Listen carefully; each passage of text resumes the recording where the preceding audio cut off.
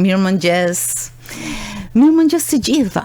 Ju përshëndet me gjithë zemër dhe ju uroj një ditë të mbar, të bukur. Pavarësisht si është koha në lojën e qiellit dhe rreve e diellit që natyrisht shkëlqen mbi ta. Është rëndësishme ta kesh diellin dhe mirësinë në shpirt. Këtë ditë u njoha me një informacion të shkollës Gjon Doci Bushat në bashkinë Vaujdes. Nxënësja e kësaj shkolle, Nenci Pietrushi, ka fituar vendin e parë në konkursin Ushqehu Shëndetshëm, në konkursin digital që për hir të së vërtetës unë interesova, nuk është një pjesëmarrje vetjake apo është kputur nga rrjedha shkollore. Jo, në këtë konkurs kanë marrë pjesë edhe shumë nxënës të kësaj shkolle e natyrisht në këtë garë ata e kanë ndier veten në një det që notojnë mes të tjerëve për të dhënë kështu rezultatet e tyre. Konkursi i financuar nga Agjencia Zvicerane për Zhvillim dhe Bashkëpunim dhe i realizuar nga Save the Children Albania, është i shtrirë në shumë shkolla të vendit, është një konkurs kombëtar dhe që natyrisht synon edukimin më të shëndetshëm të nxënësve në shkolla. Koordinatorja e këtij konkursi për shkollën Gjon Doci Bushat, Pranvera Musta. Mësuesja e spikatur, jo veç në procesin e mësimit, por në shumë veprimtari e projekte shkollore që aktivizon nxënësit dhe i bën pjesë të elitave fituese të konkurseve të ndryshme. Por dhe autore e një libri në ndihmë të nxënësve Kimi Plus. Duket se në duar dhe në vështrimin e kësaj mësuese është çdo gjë e mirëmenduar, e planifikuar, e ecur me kujdes dhe e skalitur në një edukim mjaft të mirë në shkollë. Me mua sot në studio është mësuesja Pranvera Musta. Mirëmëngjes. Mirëmëngjes, zonja Amerikan. Mirë se erdhët. Kam kënaqësi t'ju ftoj sepse e ndjej që pasioni dhe dashuria për shkollën, punën në shkollë, nxënësit është mbizotruese për ju. Ndaj çdo hap që u heni edhe në projekte të tjera e twinning për shembull apo në konkurse të tjera, e shoh që keni një pasion të veçantë dhe duket pak sa e veçantë në ditët e pushimeve të verës ju përsëri e keni këtë ecuri me vëmendjen më të madhe. Mirëmëngjes zonja Merita edhe një herë. Jam shumë e lumtur që unë jam e rikthyer në studion tuaj. Unë ndjek emisionin tuaj vazhdimisht. Është një emision i cili pjesën më të madhe të temave flasin për arsimin, për edukimin, të cilat me të vërtet patjetër që kur këto emisione ndiqen dhe nga masa dhe nga spektatorët, ato patjetër që do lënë gjurmë në formimin e brezave tashëm. Dhe kjo është e padiskutuar. Jam gjithashtu shumë e vlerësuar që jam studion tuaj nga ju, sepse me të vërtet unë ndjek dohon pasionin tuaj, profesionalizmin tuaj, sepse në fund fare duhet që gjithçka të reflektoj nga puna ime pikrisht tek edukimi dhe tek arsimimi i brezit të ri. Pranvera, çdo gjë që i kushtohet me përkushtim njerëzve ka një vlerë të veçantë dhe nëse ky emision shkon tek njerëzit, është në sajt të atyre që janë të ftuar këtu, sepse tregojnë një ecuri të ndërtuar me zemër, të ndërtuar me hapa dhe punë e djers të derdhur në rrugtimin e tyre. Pikrisht të ndalemi në këtë këndvështrim shkolla dhe shëndeti. Unë përmenda një shembull që është nxënësja juaj, nxënësja shkollës suaj, Nenci Pietrushi, fituese e çmimit të parë në ecurinë e këtij konkursi. por kjo tregon një punë që bëhet dhe jo vetëm për ushqyerjen, në një këndvështrim shumë të madh për shëndetin që lidh edukimin fizik, higjienën, mjedisin, mirëqenien në përgjithësi, ndikimin e të gjithë faktorëve që bëjnë që një fëmijë, një nxënës të jetë i shëndetshëm, apo ja? Ne jemi faktikisht në sezonin e pushimeve. Pushimet janë qoftë për nxënësit, qoftë edhe për mësuesit. Pikërisht ky projekt Shkollat për Shëndetin ka menduar që vit pas viti të bëj konkurse digjitale në stinën e verës, kur nxënësit janë me pushime, me një qëllim të caktuar, që pikërisht këto pushime të jenë pushime aktive, ku nxënësit me të vërtet mund aty në plazh, në mal, në shtëpi ku janë me pushime, të bëjnë këto pushime aktive ku jo vetëm të aktivizohen në një pjesëmarrje ku mund të jesh edhe fitues, por edhe të mësojnë diçka të re, aty me familjarët e tyre, me motrën, me vllajën, me mamin, me babin, duke dhënë një edukim qoftë edhe në rastin e pushimit, se edukimi nuk ka pushim. Edukimi është gjatë gjithë jetës. Ja, kjo është shumë e vërtetë. Kjo është një thënie e vërtetë. Kështu që këto lloj konkursesh aktivizohen gjatë verës dhe janë në periudhë kohore një javore, janë rreth 7 konkurse, të cilat kanë tema të ndryshme. Si vjet filloi me temën Stop sheqerit, vazhdoi me ushqeu shëndetshëm, ku shkolla jon deri tani janë bërë 3 konkurse dhe aktiviteti fizik që ishte të premten, që u mbyll, të cilat ka një pjesëmarrje të gjerë. Ku nxënësit me të vërtet, sepse duke qenë sër digital, edhe vlerësimi është shumë i shpejt. E merr nxënësi vlerësimin shumë shpejt, direkt në telefon ose në laptopin që po e bën këtë konkurs dhe ka dalë me rezultate shumë mira. Ajo që neve na gëzoi shumë si shkollë është pikërisht çmimi i parë që na mori nxënësja Nensi Pietrushi, e cila me të vërtet themi dhe kur merren këto çmime, themi me të vërtet që është punuar, me të vërtet që po kalojmë tani jo vetëm tek një aktivitet i izoluar i shëndetit, po kalojmë në sjellje të shëndetshme, po kalojmë në zakone të shëndetshme dhe të qëndrueshme. Dhe në fund fare ky është qëllimi i projektit. Përpara se t'ju pyes për ecurinë e këtij projekti, më bën përshtypje. Nxënësit e shkollës suaj kanë marrë pjesë po thuaj masivisht në këtë konkurs. Si keni mundur t'i motivoni nxënësit jo në qytet, në fshat, për të ndjekur një konkurs të tillë digital që është me etapa të ndryshme, me tema të ndryshme në çdo javë, në çdo të premte të javës të pushimeve verore. Është një motivim i veçantë, Atëherë, ky projekt ka si qëllim jo vetëm edukimin e nxënësve, por ka bashkëpunimin me prindrit dhe me komunitetin dhe me të gjithë mësuesit të cilët janë pjesë e shkollës, sepse unë me të vërtet jam koordinatore e projektit, por ama koordinatori vetëm s'bën dot asgjë nëse nuk është në bashkëpunim me të gjithë aktorët e tjerë që ka shkolla, me mësuesit kujdestar, të cilët e përcjellin, pra në rastin konkret merret linku për cilët e mësuesit kujdestar, projekti pra të mësuesit kujdestar, mësuesit kujdestar e shpërndan në për grupet e klasave, duke i motivuar, duke i mbështetur, duke i sqaruar për ato vështirësi që ato mund të hasin, se në fund fare normalisht janë njohuri, dhe pastaj normalisht që këtu kemi një bashkëpunim të jashtëzakonshëm me mësues të aktivitetit fizik, edukimit fizik, një bashkëpunim i jashtëzakonshëm me që kemi në monitor është me psikologen e shkollës, e cila na jep një kontribut të jashtëzakonshëm sidomos në temat e shëndetit mendor, me drejtorinë e shkollës, e cila vlen për tu përmendur dhe për tu falenderuar, me prindrit, pra të gjithë këto aktor kanë një qëllim të vetëm, edukimin shëndetësor. Se si ne këto projekte, duke marrë pjesë në këto konkurse digjitale, të bëhet pjesë e jetës së nxënësit, të përditshme. Jo, duke i dhënë besim, dije dhe besim, patjetër. Komunikim dhe mirë kuptim. Patjetër. Besoj është një marrëdhënie që ka ndërtuar dhe më shumë se të ndërtosh besimin tek fëmijët që ju dini, ju mundeni, ju mund t'i përveconi, mund t'i ktheni në zakone të shëndetshme çdo gjë, dhe ata marrin pjesë në konkurs.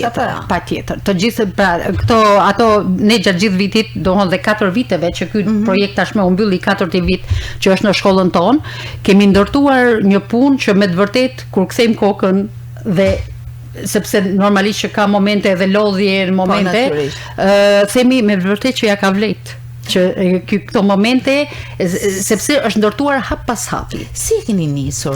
Sepse është një rrugë. Po, ky projekt erdhi në shkollën tonë, është një projekt që ashtu siç e thatë edhe ju i financuar nga agjencia zviceriane për zhvillim dhe bashkëpunim dhe i mbështetur në Shqipëri nga Save the Children, erdhi nëpër shkollat dhe ushtri pothuajse në të gjitha shkollat e Shqipërisë, po patëm fatin të vjedhën në shkollën tonë. Në momentin që erdhi në shkollën tonë, unë u caktova si koordinatore e këtij projekti, duke qenë se jam edhe mësuese e lëndëve të kimisë dhe biologjisë dhe filluam të ndërtojmë punën. Por nuk donim ta ndërtonim punë si profesore. Donim të ndërtonim një punë me thelb që të kishte një edukim për ta kthyer në zakon, në sjellje dhe në stop rreziqeve që do të sjellin mbrapa faktorët e riskut, të cilët sjellin pastaj dhe probleme shëndetësore, ndoshta jo në momentin kur këto nxënës janë në moshë të vogël, por gjatë gjithë jetës. Dhe ky ishte qëllimi. Ndërtuam klubin e shëndetit, i cili përfshinte nxënësit e klasave 7, 8 dhe 9 dhe filluam normalisht plan, ndërtuam plan së bashku me drejtorinë e shkollës dhe me një plan orientues që na erdhi pikërisht nga grupi qendror i Tiranës. Ajo që ishte sfiduese zonja Merita ishte që këto nxënës u trajnuan klubi i shëndetit dhe pastaj morëm një iniciativë. Do fillojmë të trajnojmë që nga fillorja, sepse ky projekt ka një qëllim të vetëm, edukimin e hershëm, dhe përfshin moshat 6 deri në 16 vjeç. Pse? Ka një domethënie të madhe kjo 6 deri, është edukim që mbetet. Nëse edukohesh herët, patjetër që do ta kesh aty, ndoshta të duket sikur jo, sepse por ama e ke aty. Dhe ky edukim që merret pikërisht këtë moshë krijon zakone dhe krijon një stil jetese të shëndetshme. Dhe në fund fare ky është qëllimi.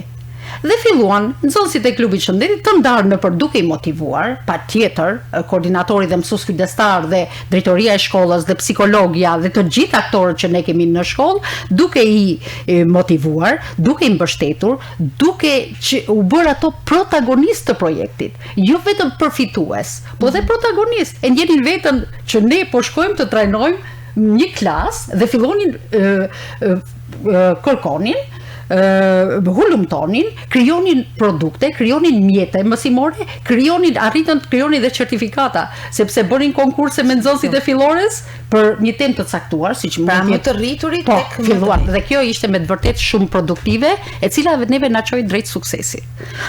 Edhe diçka tjetër që duhet ta theksoj, zonja Merita.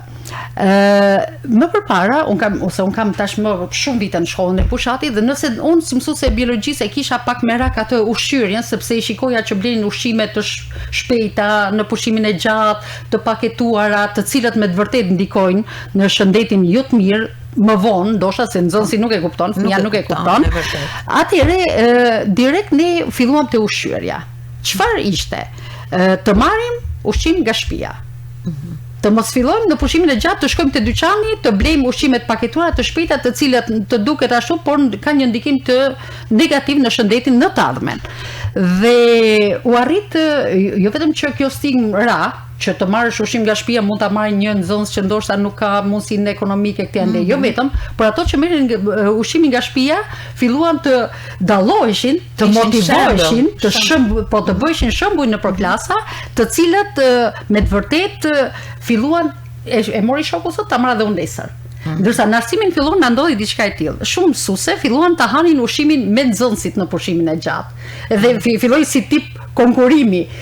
Kemi marrë ushqim nga shtëpia, hajde ulemi me mësuesen, ta marrim, un kam marrë këtë ushqim, ndoshta dikush që se kishte marrë do ta merrte të nesërmen dhe të bëhej një moment shumë i bukur edhe bashkëbisedues gjatë pushimit të gjatë. Të gjitha këto ne na quan drejt suksesit. Pra, nuk mbeti vetëm në sipërfaqe. U hartu plani dhe filloi puna me qëllim që të kishe një punë afatgjatë, e shtrirë në kohë dhe shumë e qëndrueshme, se në fund fare këto fëmijë do rriten, do ikin, do vinë brezi tjetër, por këto do bëhet prindër dhe do fillojnë të edukojnë fëmijët e tyre. Kështu që është një projekt me të vërtetë që neve na pati sfida realizimi. Sfida është pjesë e punës në arsim. E vërtet. Dohën nuk mund të themi që gjithçka shkoj ashtu siç ne e ketë lehtë ta bësh, sepse nuk është e lehtë. Të thyesh zakone, të cilat nuk janë ato që duhen, nuk është e lehtë.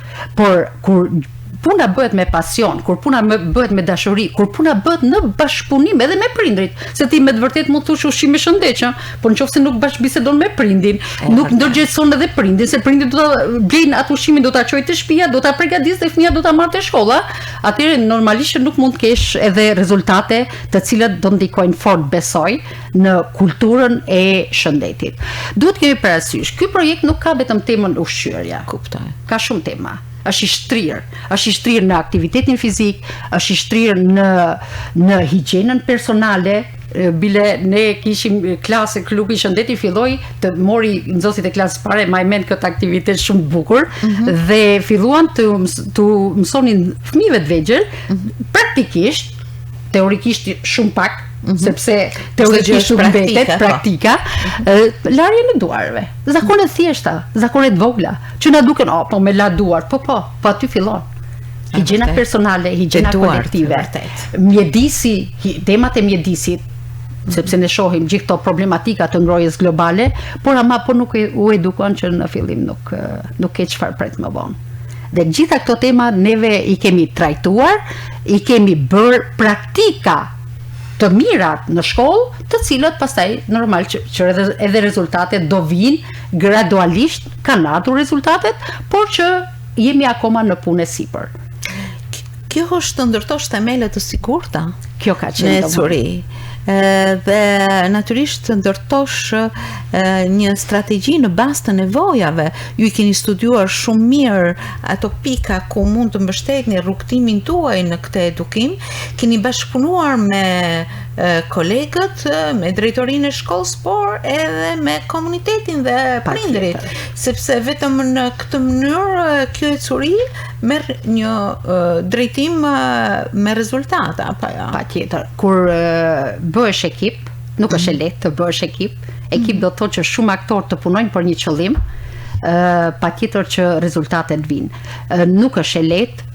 Është një punë e shtrirë në kohë, është një punë e shtrirë në shumë planifikime dhe detaje, ndërkohë që është një punë që do të sillin patjetër produktin.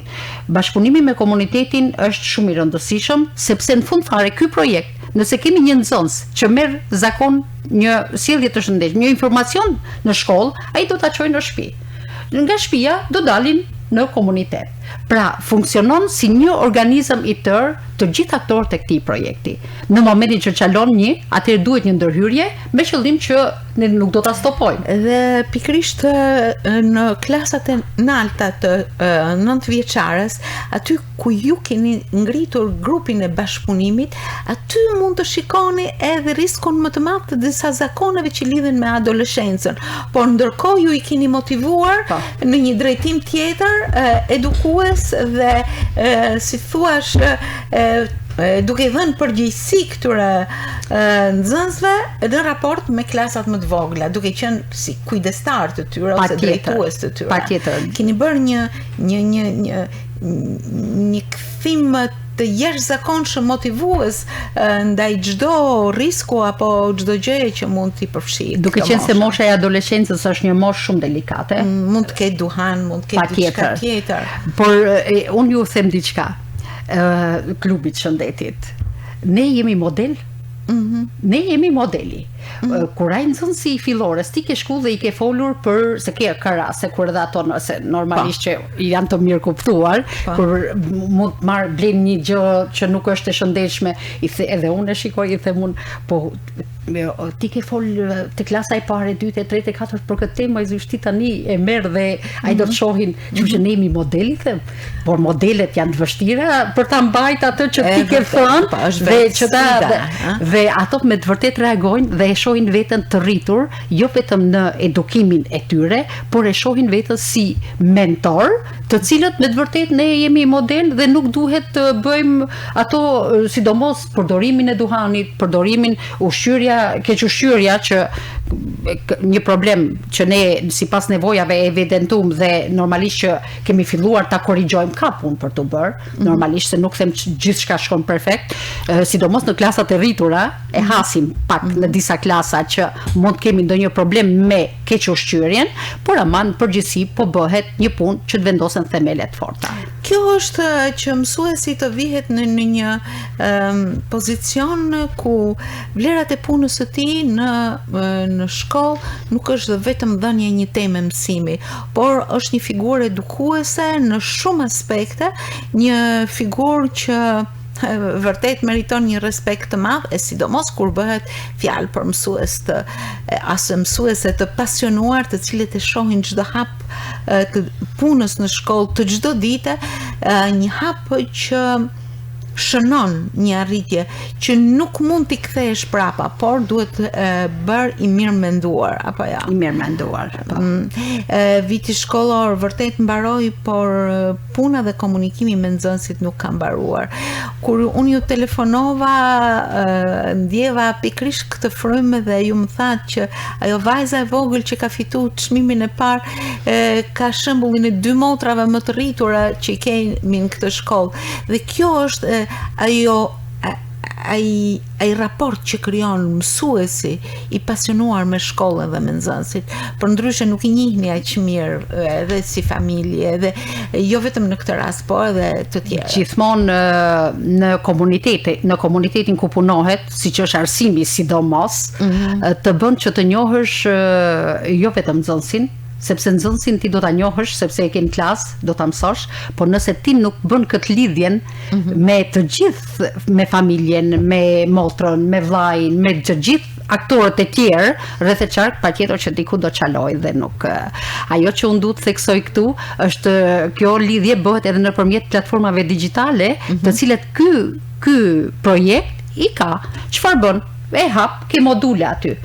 Ka module ku për ushqyerjen e shëndetshme e gjithë familja modulet dhe merr një informacion të jashtëzakonshëm. Të shpejt dhe të jashtëzakonshëm aty në plazh, në shtëpi, aty ku je. Kjo është të motivosh bukur edhe përdorimin e internetit, të celularit. Patjetër, që të mos e lësh fëmin të merret me lojra të cilat janë pa vlerë, të cilat kjo është një problem tjetër, siguria kibernetike, edhe kjo është një nga temat e konkursit që do jetë këtë radhë, por ta futësh në fëmin që ta përdorin teknologjinë për një marrje informacioni që në fund fare t'i vlej për vete.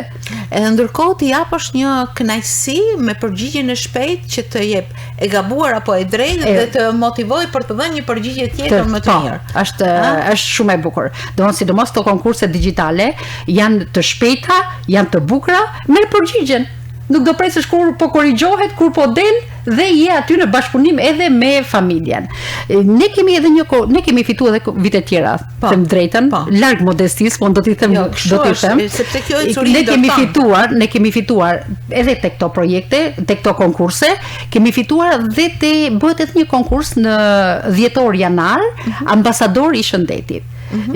Patëm 2 nxënëse që fituan par vjet në rajon, shkolla e Gjondosi e fitoi, dhe pikërisht këto vajza që u bën ambasadorë shëndetit kishin një status që me të vërtetë e vlerësonin shumë, duke u bërë protagoniste dhe promotore të shëndetit në shkollë.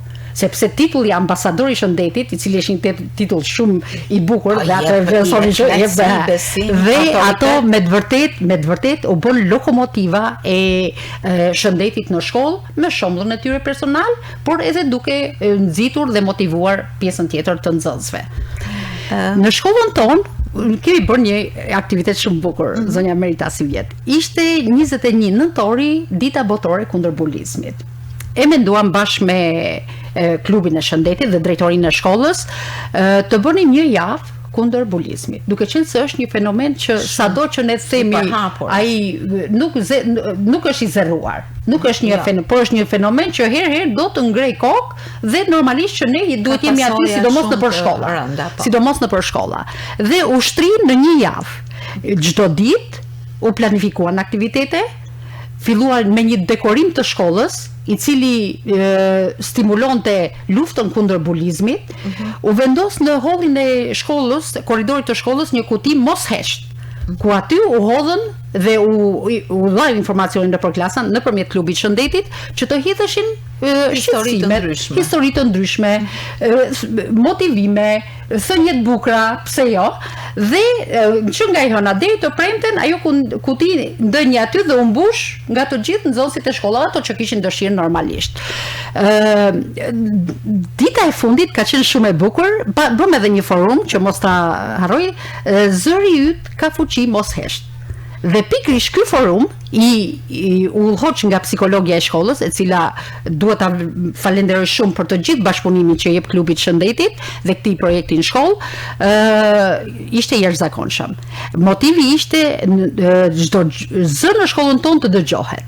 Dhe ishte fantastike. Dhe dita e fundit ishte një organizim masiv në oborrin e shkollës ku u ftuan prindër, komunitet, të gjithë nxënësit e shkollës, të gjithë mësuest, të gjithë drejtoria patjetër që është mbështetëse dhe edhe atë e falenderoj të gjithë drejtorinë sepse janë me të vërtetë motivues, se nëse s'kem mbështetjen e vërtet nuk do të kurret dhe u bë një aktivitet që me të vërtetë them la një gjurmë dhe ajo që ishte e fundit ishte ne vun një pankart, një flet aty ku ishte betimi antibulizëm, ku nxënësit në mënyrë simbolike firmosnin për që unë do jap mirësi, unë do jap fjalë pozitive, stop ti fenomeni të cilët me të vërtet aty ku nuk ndërhyet është shqetësues.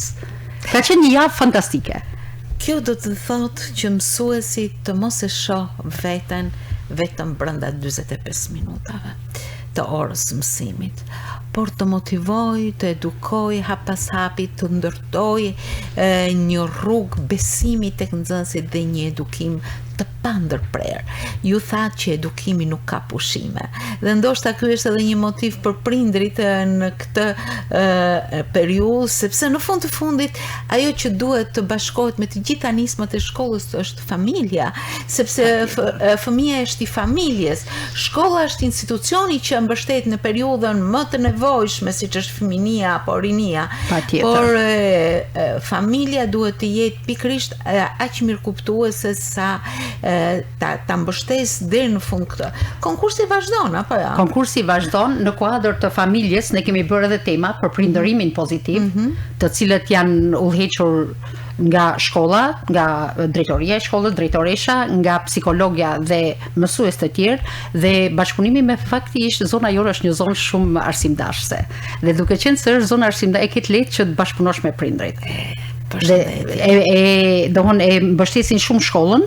Normalisht që edukimi është në gjitha dimensionet, nuk mund të ndash tani këtë e ka mësuesja dhe këtë e ka prindri, apo komuniteti, por të gjithë këto aktorë së bashku bëjnë që shkolla me të vërtetë jetë një institucion ku të gjithë i kanë sytë dhe normalisht që duhet bëhet më e mira. Prej sa vitesh jeni mësuese në këtë? Unë në shkollën e Bushatit jam për 26 vitesh.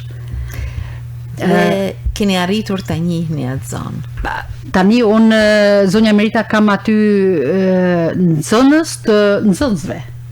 Që pra nxënësit janë rritur, janë bërë prindër, ato ju janë rrit fëmijët, i kanë sjell aty dhe normalisht që ajo zonë me të vërtetë është. Shkoni me dëshirë në punë, keni kërkuar transferim?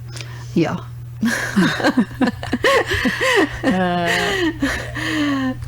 Absolutisht që puna në momentin që është afër ka benefitet e saj për sa i përket lehtësisë. Por ama si puna jo është një zonë të cilën unë tashmë aty më duket sikur jam fiks në shtëpinë time, jam me një staf të jashtëzakonshëm sepse të gjithë ndikojnë në dëshirën për të largu ose nga shkolla, jam me prindër të jashtëzakonshëm, jam me nxënës të jashtëzakonshëm të cilët me të vërtetë që kur shohin dhe kërkojnë dije nga ti patjetër që do ta marrësh me përgjegjësi, me pasion dhe me profesionalizëm. Sepse kam pasur edhe fituesit të konkursit të gjuhës shqipe, por mësuese pranvera mbetet e jashtëzakonshme në frymëzimin e nxënësve edhe për te orës mësimi, dhe kjo është diçka mrekullueshme.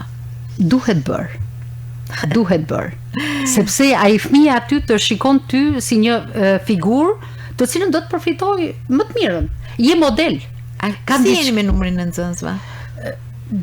Kjo është diçka që është tashmë problematike në shumë zona dhe në shumë, por shkolla jonë bëhet, është shkollë shëndër, ku vazhdojmë po me të njëjtin ritëm, po me të njëjtën ecuri, po me të njëjtën dëshirë për punën dhe normalisht për kushtim për nxënësin. Po ju nuk ndaleni në përfshirjen e nxënësve në platforma të ndryshme, të cilat vetëm se japin hapësirë punës suaj dhe pikrisht lançojnë dijet e fituara. E Twinning është për shembull një tjetër platformë ku ju e keni përfshirë shkollën tuaj, nxënësit tuaj.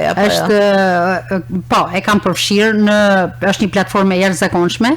Tani kjo del përtej është një platformë evropiane, ndërkombëtare, ku mësues të shkollave të ndryshme që ndoshta nuk do t'i kishe takuar asnjëherë, njihesh nëpërmjet tyre platformave digjitale, nëpërmjet kësaj platforme të jashtëzakonshme ku me të vërtet projektet organizuara lën një gjurmë të jashtëzakonshme tek nxënësit. Është vërtet. Lën një gjurmë të jashtëzakonshme në formimin e tyre. Dhe kanë bashkëpunime. Patjetër bashkëpunime me nxënës që ato nuk do kishin shkuar ndonjëherë që mund t'i njohin si në nivel kombëtar, ashtu dhe në nivel ndërkombëtar. Dhe kjo me të vërtet sjell sukses.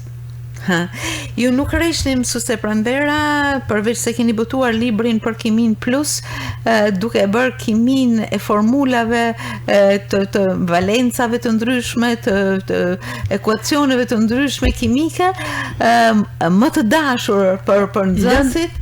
Lënda e kimisë është një lëndë dhe biologjisë, por kimia është pak më specifike, është një lëndë e bukur. Në momentin që mësuesja ta je bukur.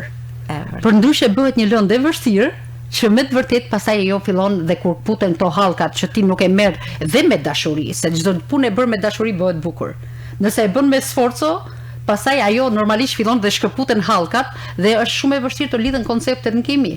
Dhe kjo lëndë bën që edhe biologjia, të gjitha lëndët formojnë ato qytetarin global tashmë, sepse sot nxënësit dalin, nuk mund të shkojnë nxënës do rri brenda në Shqipëri, sot janë të lirë, të shkojnë të shkollohen në të gjithë globin dhe të bëhen në qytetar global. Atëherë këto janë dy lëndë të cilat me të vërtetë shënjojnë shumë në të ardhmen e një nxënësi në shumë fusha, jo vetëm në mjekësi, sepse kimia është e lidhur me inxhinierit, është e lidhur me sidomos një qëllim t'i zhvillojmë nxënësit menduarin, të mos jetë sipërfaqësor, që ta lexojë dhe mos, por ta mendoj, sepse janë pikrisht lëndët e shkencave eksakte që nxënësin e zhvillojnë pikrisht në të menduarin kritik. Dhe krijues normalisht, sepse shkojmë deri në produkte mësimore, të cilat nxënësit pastaj bëjnë me shumë dashuri. Kjo është mësuese pranvera Musta, e cila edhe mua në këtë moshë ka ba që një tash me hap librat e kimis apo të biologjisë e me pa atë bukurinë në të cilën ndodhen ata, që ndikojnë në formimin e një nxënësi, edhe pse jo dhe në të ardhmen e tyre. Ky është mësuesi që frymëzon, që mbetet ai i dashuri, i motivuesi, i vazhdueshëm. Ai që të shtyn përpara, që të jep një kurajë të jashtëzakonshme me atë dashuri që të jep në përvecimin e lëndës në shkollë, por edhe në aktivizimin e përgjithshëm. Mësuese pranvera, dua të shpreh një konsideratë shumë fishuar për vetë pasionin dhe punën të cilën ju e ndërtoni me shumë mençuri, me shumë përkushtim, me shumë mendim, që pas shkallës së parë të vit e dyta e treta e me radhë në mënyrë që ecja të jetë një ngjitje e vazhdueshme. Dua t'ju falenderoj shumë për atë çfarë thatë dhe për shembullin që jeni. Ju falenderoj shumë. Ju falenderoj unë ju që ishit sot në Mirëmëngjes. Mund ta bëj edhe një falënderim të fundit.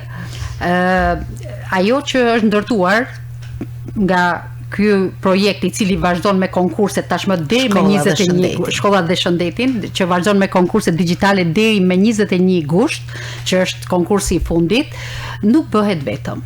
Bëhet në bashkëpunim me të gjithë aktorët që ka shkolla, me mësuesit, Po, që i përmendë. drejtues, psikolog, pritëndër, komunitet, nxënës, të cilët ato janë të jashtëzakonshëm, por unë dua të falenderoj sidomos edhe ekipin qendror në Tiranë, drejtues të këtij projekti, të cilët me të vërtetë na mbështesin vazhdimisht në të gjitha, na iniciojnë, na mbështesin, duke na bërë pikërisht këtë koordinim, të cilët ne me të vërtetë pastaj të punojmë në shkollë me planet tona, me punët tona, dhe ne ta kemi sa më të lehtë të gjithë këtë iniciativë të jashtëzakonshëm për të formuar stile jetese të shëndetshme. Unë e di që sa po të filloj shtatori, ju do të jeni në qasje të një tjetër projekti, i cili do të jetë në përfitim të nxënësve të shkollës dhe të ecurisë së tyre. Edhe një herë dua t'ju falenderoj, paqim, bashësi, suksese dhe shumë respekt. Ju falenderoj shumë. Falenderoj shumë.